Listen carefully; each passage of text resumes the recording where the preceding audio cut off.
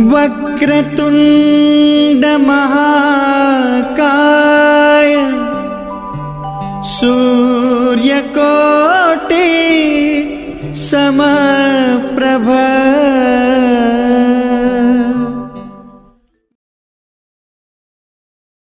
नमस्कार, बहुत बहुत स्वागत करता हूँ आपके अपने चैनल पे। तो आज हम लोग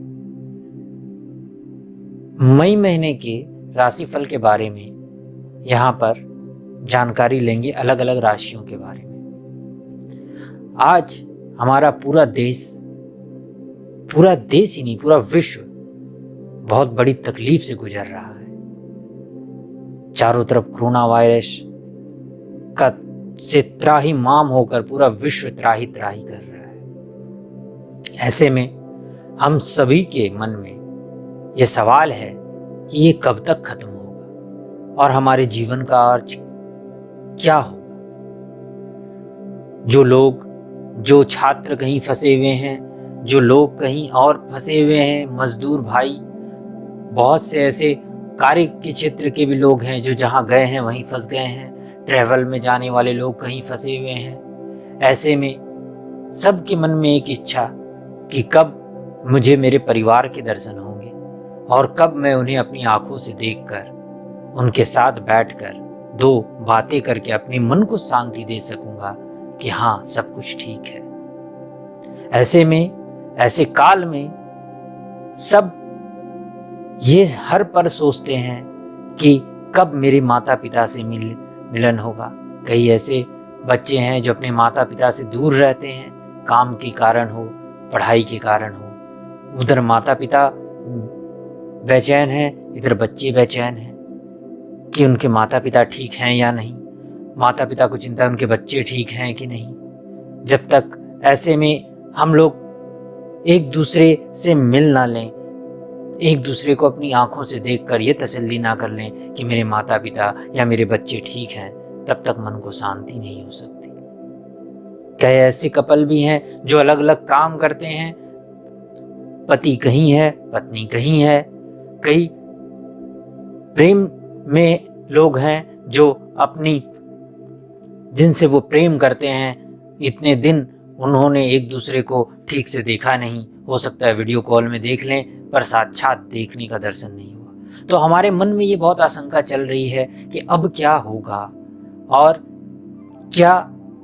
कब तक हम लोग अपने परिवार से मिल पाएंगे। और साथ ही साथ ये जो विभिन्न समस्याएं चल रही है, साथ ही साथ लॉकडाउन के कारण इतनी जो प्रॉब्लम आके रखी है सभी की लाइफ में, धन से हो, रोजगार से हो, काम से हो, तो अब उसका क्या होगा। तो इसी के लिए मैं आप लोगों के सामने मई का राशिफल लेकर प्रस्तुत हुआ हूं। तो चलिए स्टार्ट करते हैं आज का राशिफल।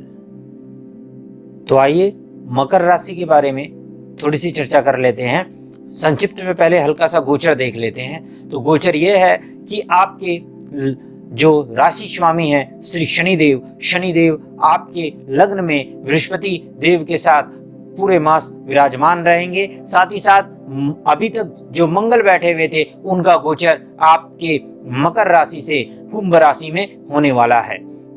साथ ही साथ आपके पंचम भाव में शुक्र पहले से विराजमान थे, जो कि सौभाग्य देने में सामर्थ्य रखने वाले हैं, और उसमें 14 तारीख के बाद सूर्य का गोचर होने वाला है। षष्ठम भाव में राहु विराजमान है और बुध का गोचर 25 तारीख को वहां पे राहु के साथ आपके षष्ठम भाव में होने वाला है। केतु आपके द्वादश भाव में विराजमान है। तो इन सभी तथ्यों को ध्यान में रखते हुए और गोचरों को ध्यान में रखते हुए आपका राशिफल यूं निकलता है। ध्यान रखिएगा, इस माह तीन ग्रहों का वक्री होना, अर्थात शनि का 11 मई को और 13 मई को शुक्र का और 14 मई को बृहस्पति का जो वक्री होना, इस माह थोड़ा सा तकलीफ देने वाला हर राशि के लिए है और आपकी राशि के लिए भी होने वाला है, क्योंकि शनिदेव आपके लग्न के और आपके धन भाव के स्वामी हैं।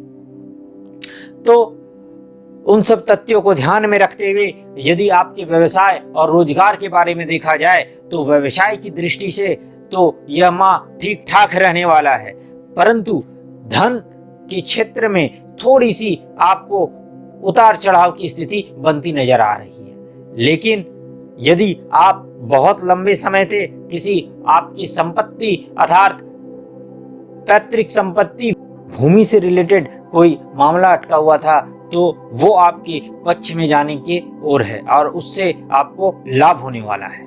अब आते हैं आपके शारीरिक व मानसिक स्थिति के बारे में। तो शारीरिक और मानसिक स्थिति तो आपकी अच्छी रहने वाली है, लेकिन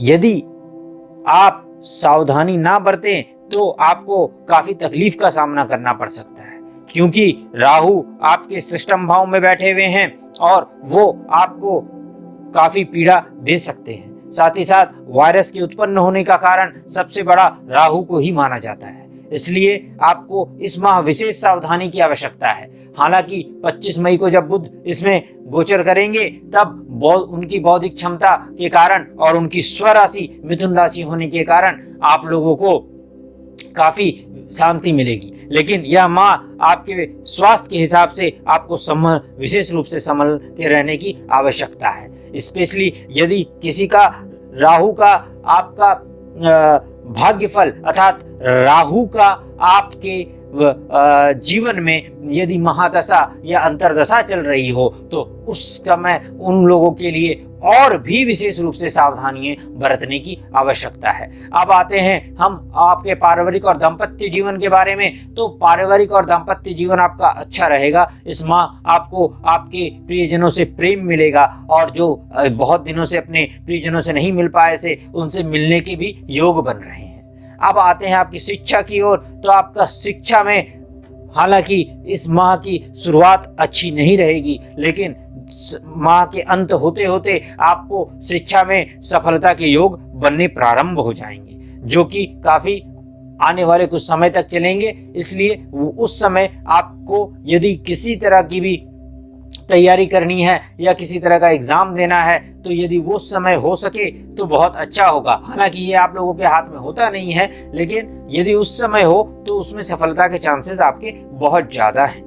तो अब आते हैं छोटे छोटे उपायों के लिए। तो यदि आपको अपने शरीर का विशेष रूप से ध्यान रखना है तो अपने शरीर में आप पंच तत्वों को विशेष रूप से बढ़ाएं। उन पंच तत्वों के आशीर्वाद से आपको काफी सारी समस्याओं से मुक्ति मिलेगी। साथ ही साथ जो मैंने एक वीडियो भी डाल रखा है, आप उस वीडियो को देख लेंगे तो उसमें मैंने एक पंच तत्व और ग्रहों की कृपा के लिए काढ़ा के रूप में बना के बताया है। आप वैसा करने से आपको बहुत फायदा मिलेगा। साथ ही साथ शनिदेव के शनिवार के दिन शनिदेव की पूजा करें। अगर शनि मंदिर जाना संभव हो सके तो उन्हें जाके